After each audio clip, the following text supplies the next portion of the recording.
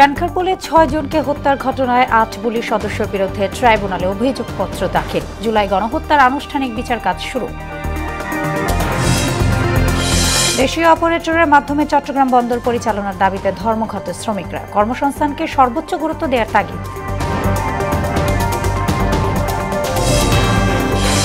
আসছে বাজেটে ঘাটতি থাকছে ২.২ লাখ কোটি টাকা। উন্নয়নের ৫ খাতে যাচ্ছে সিংহভাগ বরাদ্দ, ঘাটতি সীমিত করার পরামর্শ অর্থনীতিবিদদের। এবং জাতীয় কবি কাজী নজরুলের ১২৬তম জন্মবার্ষিকী আজ। সমাধিতে সর্বস্তরের শ্রদ্ধা, ৩ দিনব্যাপী নানা আয়োজন সংস্কৃতি মন্ত্রণালয়।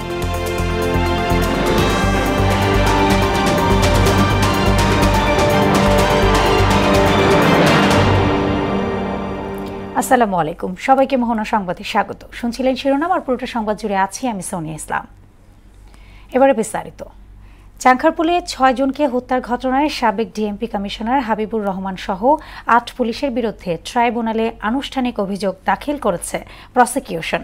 জুলাই আগস্টে হত্যার ঘটনায় প্রথম কোনো তদন্ত প্রতিবেদন ট্রাইব্যুনালে দাখিলের মাধ্যমে আনুষ্ঠানিক বিচার প্রক্রিয়া শুরু হলো। এদিকে আদালত অবমাননার অভিযোগে শেখ হাসিনা ট্রাইব্যুনালকে কোনো ব্যাখ্যা দেননি বলে জানিয়েছেন চিফ প্রসিকিউটর তাজুল ইসলাম।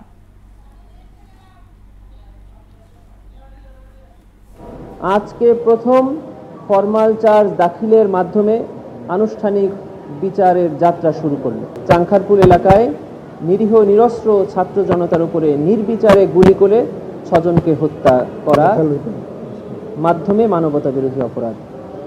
আমাদের এই আইন অনুযায়ী এই ফরমাল চার্জটি ট্রাইব্যুনালের কাছে যদি স্যাটিসফ্যাক্টরি মনে হয় তাহলে দেশের বর্তমান পরিস্থিতিতে সর্বদলীয় বৈঠক ডেকেছেন প্রধান উপদেষ্টা প্রফেসর মোহাম্মদ ইউনূস। বিকেল ৫টায় প্রধান উপদেষ্টার বাসভবন যমুনায় এই বৈঠক হবে। সেখানে জুলাই গণ অভ্যুত্থানের পক্ষে থাকা সব রাজনৈতিক দলের একজন করে প্রতিনিধিকে আমন্ত্রণ জানানো হয়েছে। এদিকে শনিবার সন্ধ্যার পর বিএনপি, জামায়াতে ইসলামী ও এনসিপির সঙ্গে বৈঠক করেছেন প্রফেসর মোহাম্মদ ইউনূস। বিদেশি অপারেটরের মাধ্যমে চট্টগ্রাম বন্দর পরিচালনার উদ্যোগের প্রতিবাদে আজও বন্দর ভবনের প্রতিটি গেটে অবস্থান ধর্মঘট পালন করেন শ্রমিকরা। তাদের বক্তব্য, চট্টগ্রাম বন্দর কেবল কর্মসংস্থানের উৎস নয়, বরং জাতীয় অর্থনীতির চালিকা শক্তি। তাই এই বন্দরের নিয়ন্ত্রণ দেশীয় ব্যবস্থাপনাতেই থাকা জরুরি বলে তারা মনে করেন।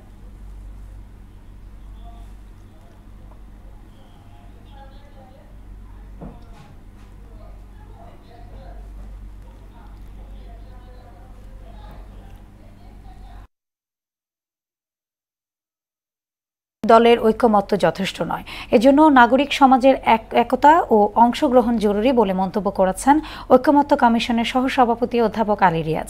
সকালে সুশীল সমাজের প্রতিনিধিদের নিয়ে আয়োজিত সেমিনারে তিনি বলেন, জাতীয় সনদ তৈরির কাজ চলছে।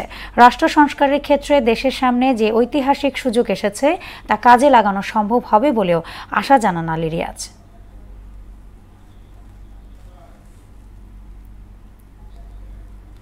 উন্নয়ন বাজেটে বড় ৫ খাতে বরাদ্দ রাখা হয়েছে ৭০%, আর আসন্ন বাজেটে ঘাটতি ধরা হয়েছে ২,২৬,০০০ কোটি টাকা।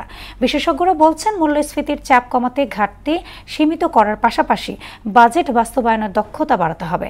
বাজেট নিয়ে রেজা খানের ৩ পর্ব ধারাবাহিক প্রতিবেদনের আজ শেষ কিস্তি। আসন্ন ২০২৫-২৬ অর্থবছরের বাজেটে বার্ষিক উন্নয়ন কর্মসূচিতে বরাদ্দ রাখা হয়েছে ২,৩০,০০০ কোটি টাকা। বরাবরের মতো এবারও বড় ৫ খাত পরিবহন, যোগাযোগ, বিদ্যুৎ, জ্বালানি, শিক্ষা, গৃহায়ন, কমিউনিটি এবং স্বাস্থ্যে ৭০% বরাদ্দ দেওয়া হয়েছে। মোট বরাদ্দের ২৫.৬৪% বা ৫৮,৯৭৩ কোটি টাকা বরাদ্দ থাকছে পরিবহন ও যোগাযোগ খাতে। দ্বিতীয় সর্বোচ্চ ১৪.০৮% বা ৩২,৯৯২ কোটি টাকা বিদ্যুৎ ও জ্বালানিতে। ১২.৪২% বা ২৮,৫৫৭ কোটি টাকা পাচ্ছে শিক্ষা। গৃহায়ন ও কমিউনিটি সুবিধাবলী খাত পেয়েছে ৯.৯% বা ২২,৭৭৬ কোটি টাকা, আর স্বাস্থ্যের বরাদ্দ ৭.৮৯% বা ১৮,১৪৮ কোটি টাকা। বাজেটে বরাদ্দকৃত অর্থের পর্যাপ্ত ব্যয় সম্ভব হয় না, তাই বাস্তবায়নের সক্ষমতা বাড়াতে হবে। আমার প্রয়োজন তো আছে, তো কাজেই কিন্তু আমার অর্থটা আমি যে বরাদ্দ করেছি ওটা খরচ করতে পারছি না। বরাদ্দ কমিয়ে না, আর বরাদ্দ বাড়াই দিলেই যে আপনার সব সমস্যার সমাধান হবে তাও কিন্তু না। আসন্ন বাজেটে ঘাটতি ধরা হয়েছে 2,26,000 কোটি টাকা। অভ্যন্তরীণ ঋণ, বিশেষ করে ব্যাংক ও সঞ্চয়পত্রে চাপ কমাতে ঘাটতির এই সীমা নির্ধারণ করা হয়েছে। এর মধ্যে অর্ধেকের বেশি বিদেশি এবং বাকিটা দেশীয় উৎস থেকে সংগ্রহের পরিকল্পনা রয়েছে। যদিও মূল্যস্ফীতির চাপ কমাতে বাজেটে ঘাটতি সীমিত করা দরকার বলে মনে করেন বিশেষজ্ঞরা। মূল্যস্ফীতিকে যদি চাপটা কমাতে চান তাহলে কিন্তু বাজেট ঘাটতিটাকে সীমিত করতে হবে, কারণ বাজেট ঘাটতি যতই বেশি হয় মূল্যস্ফীতির উপর চাপ ততই বাড়ে। বাজেট বাস্তবায়নের বাধা চিহ্নিত করে তা দূর করা জরুরি বলেও মনে করেন এই বিশেষজ্ঞ। ইমপ্লিমেন্টেশন বটলনেকস গুলো কোথায় সেটা চিহ্নিত করে ওইটাকে আপনি সমাধান করবেন। রেজা খান, মোহনা সংবাদ, ঢাকা। দিলেই বিদেশি অপারেটরের মাধ্যমে চট্টগ্রাম বন্দর পরিচালনার উদ্যোগের প্রতিবাদে আজও বন্দর ভবনের প্রতিটি গেটে অবস্থান ধর্মঘট পালন করেন শ্রমিকরা। এ বিষয়ে জানতে আমাদের সঙ্গে চট্টগ্রাম থেকে যুক্ত হচ্ছেন সহকর্মী রিয়াজ উদ্দিন। রিয়াজ, আপনি তো চট্টগ্রাম বন্দরে আছেন, শ্রমিকদের ধর্মঘট চলছে। শ্রমিকদের ধর্মঘটের সবশেষ পরিস্থিতি কি অবস্থায় আছে জানাবেন।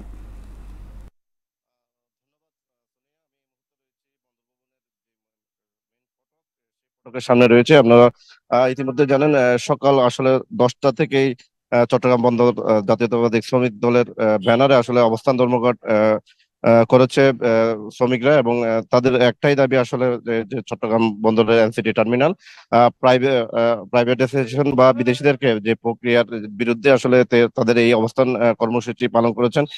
কিছুক্ষণ আগেই আসলে অবস্থান কর্মসূচি থেকে তারা শেষ করেছেন, এবং আগামীকালও তাদের সেই অবস্থান কর্মসূচি রয়েছে বলে আমাদেরকে জানিয়েছেন। এবং অবস্থান কর্মসূচির শেষ পর্যায়ে আসলে তাদের একটাই দাবি ছিল যে বন্দরকে বিদেশিদের হাতে না দিয়ে দেশের স্বার্থ, দেশের যে জনবল, দক্ষ জনবল, সেই দক্ষ জনবল দিয়ে আসলে এই যে এনসিটি বা সিসিটি যে টার্মিনাল রয়েছে সেটা যাতে পরিচালনা করার, কারণ তারা বলছেন বন্দরের সক্ষমতাই আসলে এই টার্মিনাল গুলো তৈরি হয়েছে, তাহলে তৈরিকৃত এই পূর্ণাঙ্গ টার্মিনাল সেটাকে কেন আসলে বিদেশিদের হাতে দেওয়া হবে, সেই বিষয়টা নিয়ে আসলে তারা অনেকদিন ধরে আসলে এই আন্দোলন করছেন। আমরা দেখেছি ইতিমধ্যে তারা মশাল মিছিল করেছেন এবং গতকালকে বিক্ষোভ মিছিল তারা করেছেন, এবং তারা হুঁশিয়ারি করেছেন আসলে যারা এই বিদেশিদেরকে দেওয়ার ব্যাপারে যারা কাজ করছেন তাদেরকে, তাদের যে বিক্ষোভ সমাবেশ এবং অবস্থান ধর্মঘট থেকে আসলে তারা তাদেরকে বারবার হুঁশিয়ারি করেছেন। এবং অবস্থান ধর্মঘট শেষ হওয়ার কিছুটা আগ মুহূর্তে আসলে তারা একটা কথাই বলছিলেন যে একটা এই টার্মিনাল নিয়ে আসলে হাইকোর্টে একটা রিট হয়েছে বিদেশিদেরকে না দেওয়ার ব্যাপারে, এবং সেটা নিয়ে আসলে রায় হয়েছে এমনটা আসলে আমরা জানতে পেরেছি। আসলে তাদের যারা নেতারা রয়েছেন তারা আসলে এখনো কনফার্ম করতে পারেনি আসলে হাইকোর্টের রায়টা কি আসলে সঠিক কিনা। তবে কিছুক্ষণ আগে তারা যারা এখানে নেতৃত্ব দিয়েছেন তারা সহ সবাই মিলে আসলে বন্দর ভবনের ভিতরে প্রবেশ করেছেন। আমরা দেখতে পেয়েছি এখনো তারা বন্দর ভবনের ভিতরে অবস্থান করছেন। তবে বন্দর থেকে আসলে এখনো পর্যন্ত আমরা কোনো সুনির্দিষ্ট তথ্য পাইনি, এমনটাই আসলে এখনো পর্যন্ত পাইনি। এই ছিল আসলে চট্টগ্রাম বন্দরের বর্তমান পরিস্থিতি। রিয়াজ, আপনাকে ধন্যবাদ। কবি নজরুলের লেখনী, সাহিত্যকর্ম ও গান থেকে যুগে যুগে মানুষ শিক্ষা গ্রহণ করছে বলে মন্তব্য করেছেন বিএনপির সিনিয়র যুগ্ম মহাসচিব রুহুল কবির রিজভী। জাতীয় কবি কাজী নজরুল ইসলামের 126তম জন্মজয়ন্তীতে ঢাকা বিশ্ববিদ্যালয়ের কবি কাজী নজরুলের সমাধিতে শ্রদ্ধা নিবেদন শেষে এমন মন্তব্য করেন তিনি। এক প্রশ্নের জবাবে রুহুল কবির রিজভী বলেন, কোনো দলকে প্রতিষ্ঠিত করার দায়িত্ব অন্তর্বর্তী সরকারের নয়, কিছু উপদেষ্টার বিতর্কিত ভূমিকা পালন করছে উল্লেখ করে বলেন, এর মাধ্যমে চলমান সংকটকে ঘনীভূত করার চেষ্টা চলছে। এই সরকারের ভেতর থেকে যদি পার্টিজম, দলমন্যতার আমরা যদি আভাস খুঁজে পাই, তো সেখানে তো আমাদের প্রতিবাদ করতেই হবে। তার কবিতা, তার লেখনী, তার সাহিত্য, তার গান আমাদেরকে বিভিন্ন সময় শৃঙ্খল মুক্ত হওয়ার জন্য আমাদেরকে যে প্রেরণা, আমাদেরকে যে তাগিদ দিয়েছে এবং লড়াইকে ত্বরান্বিত করার যে উৎসাহ জুগিয়েছে, এটা তুলনাহীন। চাংখারপুলে ৬ জনকে হত্যার ঘটনায় সাবেক ডিএমপি কমিশনার হাবিবুর রহমান সহ ৮ পুলিশের বিরুদ্ধে ট্রাইব্যুনালে আনুষ্ঠানিক অভিযোগ দাখিল করেছে প্রসিকিউশন। এ বিষয়ে আরও জানতে ট্রাইব্যুনাল থেকে যুক্ত হচ্ছেন সহকর্মী কাজী পাপ্পু। চাংখারপুল এবং আশুলিয়ার মামলার রায়ের বিষয়ে প্রসিকিউশন কি বক্তব্য রাখছেন?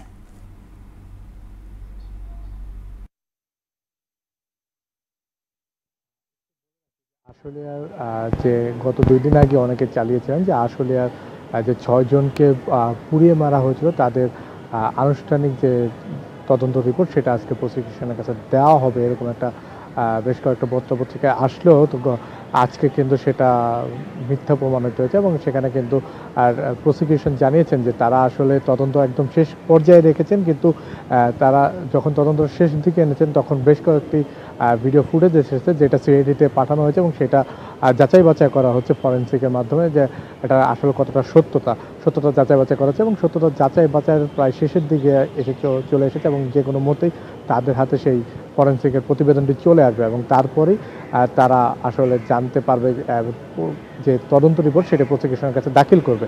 যার কারণে আজকে তারা কিন্তু 4 সপ্তাহ সময় চেয়েছে আবারও, কারণ যেহেতু সামনে ঈদ রয়েছে, ঈদের একটা বন্ধ রয়েছে, যার কারণে 4 সপ্তাহ সময় রয়েছে এবং আদালত সেই সময়টি মঞ্জুর করে আগামী 24/6/2025 তারিখে যে তদন্ত রিপোর্টটি দাখিল করার নির্দেশ দিয়েছে। পাশাপাশি আজকেই কিন্তু ট্রাইব্যুনাল প্রথম যে আপনারা জানেন যে চানখারপুলে 5ই আগস্ট যখন শেখ হাসিনা দেশ ছেড়ে পালিয়ে যান, তিনি দেশ ছেড়ে চলে গিয়েছিলেন, কিন্তু সেই সময় চানখারপুলে নিরস্ত্র ছাত্রদের উপর গুলি করে হত্যা করা হয় সাবেক ডিএমপি কমিশনার হাবিবুর রহমানের নেতৃত্বে।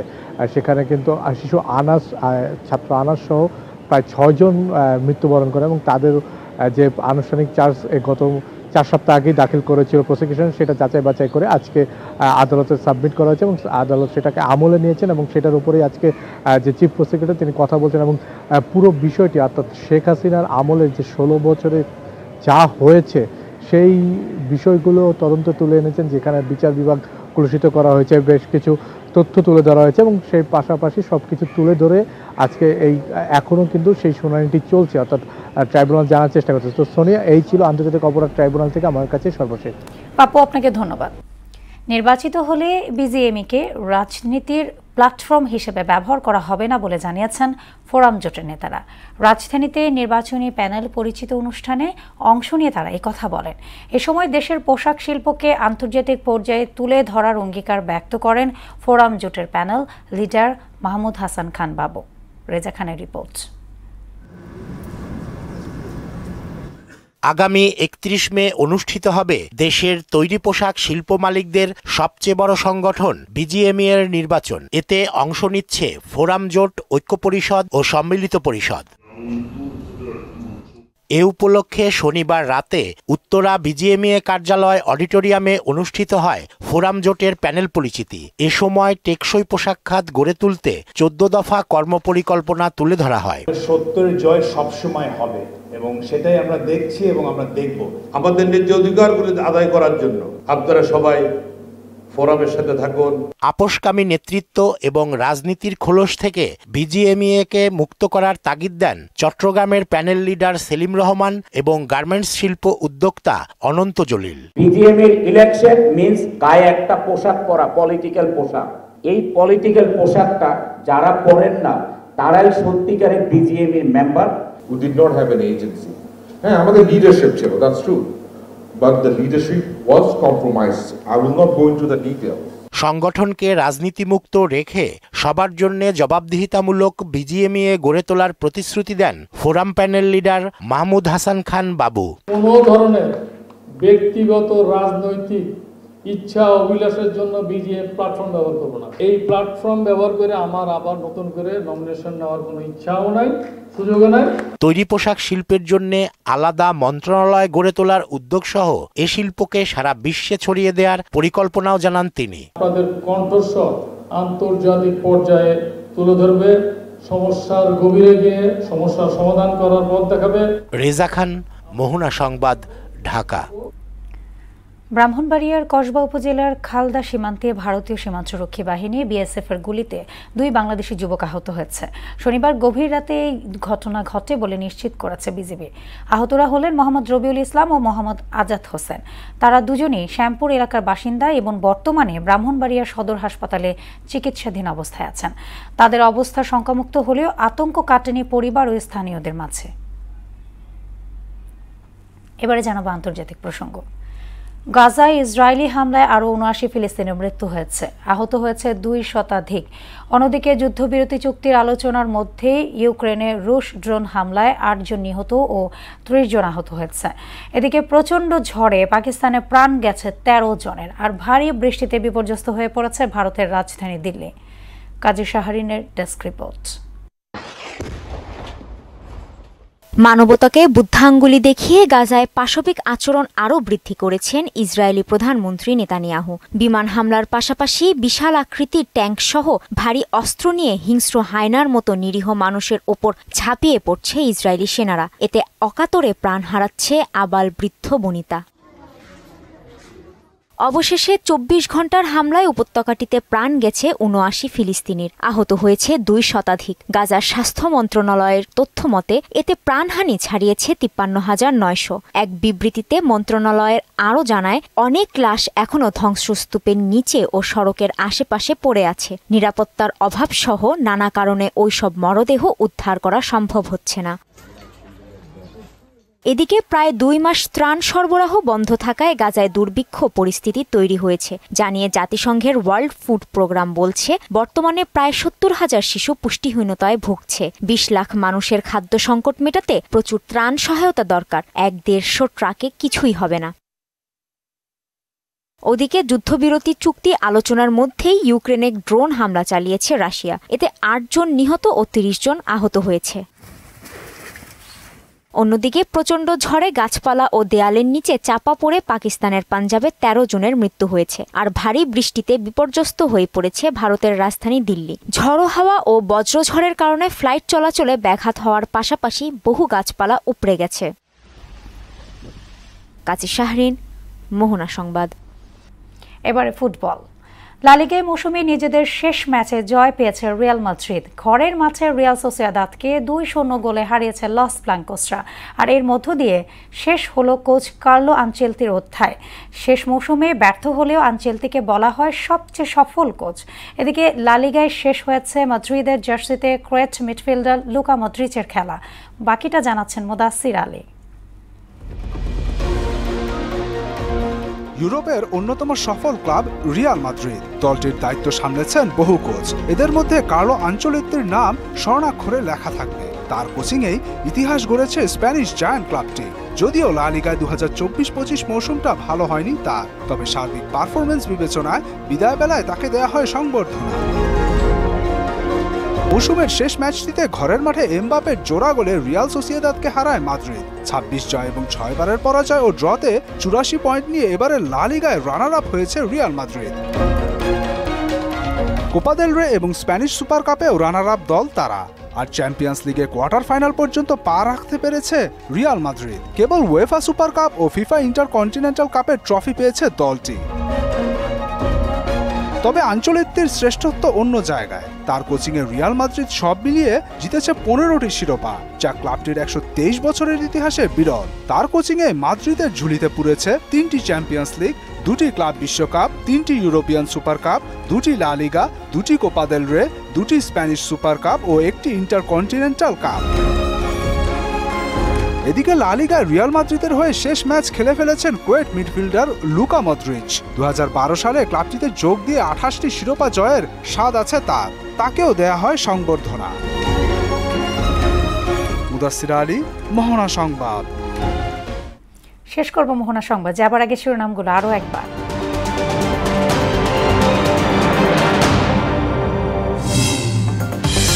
চানখারপুলে ৬ জনকে হত্যার ঘটনায় ৮ পুলিশ সদস্যের বিরুদ্ধে ট্রাইব্যুনালে অভিযোগপত্র দাখিল। জুলাই গণহত্যার আনুষ্ঠানিক বিচার কাজ শুরু। দেশীয় অপারেটরের মাধ্যমে চট্টগ্রাম বন্দর পরিচালনার দাবিতে ধর্মঘটের শ্রমিকরা, কর্মসংস্থানকে সর্বোচ্চ গুরুত্ব দেওয়ার তাগিদ। আসছে বাজেটে ঘাটতি থাকছে 2.25 লাখ কোটি টাকা। উন্নয়নের 5 খাতে যাচ্ছে সিংহভাগ বরাদ্দ। ঘাটতি সীমিত করার পরামর্শ অর্থনীতিবিদদের। এবং জাতীয় কবি কাজী নজরুলের 126তম জন্মবার্ষিকী আজ। সমাধিতে সর্বস্তরের শ্রদ্ধা। 3 দিন ব্যাপী নানা আয়োজন সংস্কৃতি মন্ত্রণালয়।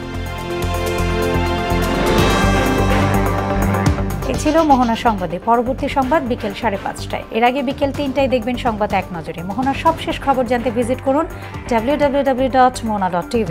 সংবাদ দেখতে পারেন ফেসবুক, ইউটিউবেও। এতক্ষণ সঙ্গে থাকার জন্য ধন্যবাদ সবাইকে।